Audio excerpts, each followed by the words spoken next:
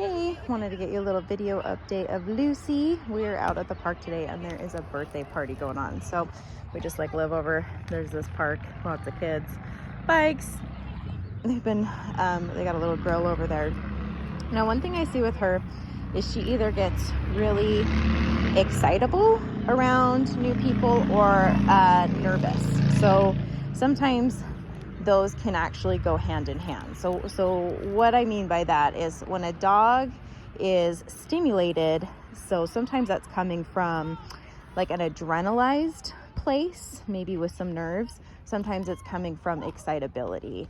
So every dog has what we call like a window where they've got some pretty good tolerance for stimulating things.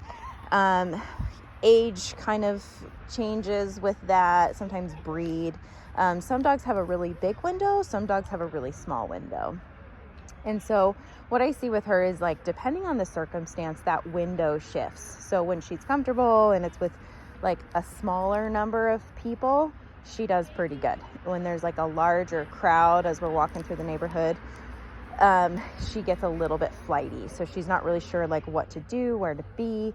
And so how we combat that is actually we would tackle this whether she was like pulling excitably to go see somebody, or she's fleeing to get away from them. We're actually going to use a similar formula. So when she's like excitable or stressed, she's going to pay attention to the thing that's either stressing her out or making her excited. So whether that's a kid, a bike, a dog, whatever the case may be.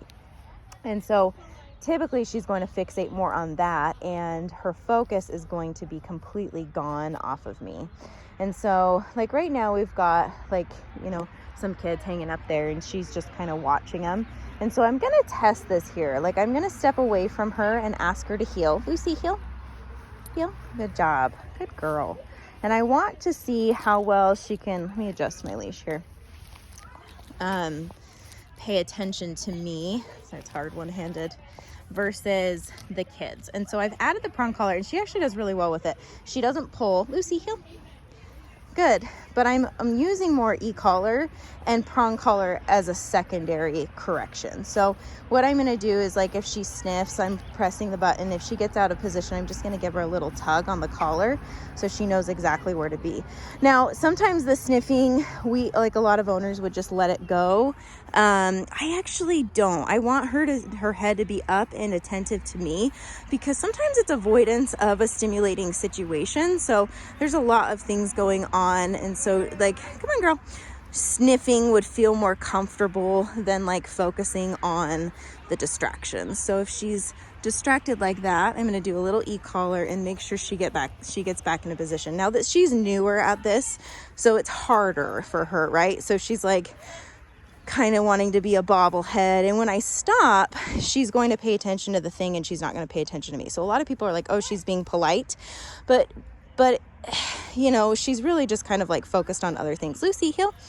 Good, because when I start moving, then you actually see the root cause of the stress, or sorry, I thought they were talking to me. So when we lose focus, we see the root cause, right? We see like the stress or the excitability. And so I'm just walking in a circle off to the side, nothing like crazy. And I just want her to pay attention to me. And as we go, towards people, away from people, people come towards us, we walk over a smell, we're going to get various things of like her losing focus. And it's a little bit stressful for most dogs in the beginning, because it's like going to school and focusing on one thing at a time. It's hard work. And so she's like, this is really hard for my little ADD mind. So there's a lot of like good things here. We're teaching her how to heel. We're teaching her how to pay attention, be polite, but we're also having her pay more mind to us versus like doing something that would be a symptom of nerves or excitement. So that could either be like pulling a leash to go greet somebody, jumping on somebody. That would be a symptom of excitement. Nerves might be like running away or barking. I haven't seen any like barking like that, but I just want to make sure that she understands it doesn't matter whether it's excitable or it makes you a little bit stressed, you have to focus on me and to get through this walk so that we can, you know, make sure that she's not pulling or anything like that.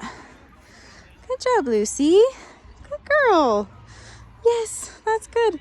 So in these situations, sometimes she doesn't always want to take food because the value is over here, whether that's like she's excited by it or she's nervous about it. So at home and in the driveway, she takes food beautifully. We're working her for her meals. Good job, Lucy, heel. Good.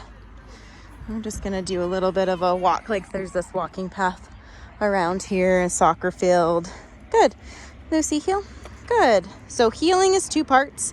The position itself, more than just not pulling. Like I want her next to me and being really conscientious about where I'm at so that she can put herself into alignment.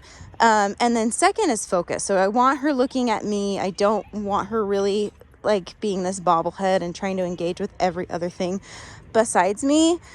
Because even if I have that position, if I don't have focus, over time that position's going to go really quickly because it's going to be really hard for her to maintain it if she's not paying attention to me at all. So good job. We work on our turns and our stops.